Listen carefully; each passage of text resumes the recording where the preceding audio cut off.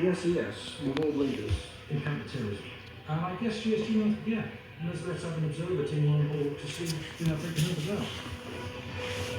Within hours of the Germans' request, Davies and one of his SAS colleagues prepare to fly out and join the assault team.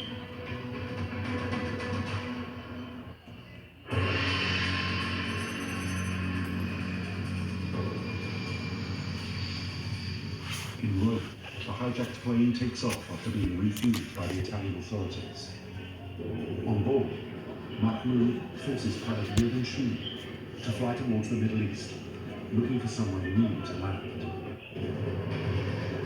Captain Schumann has to pilot the aircraft to destinations that haven't been planned, destinations that are refusing him entry, and all the while the gun at his head and the threat of the aircraft being destroyed.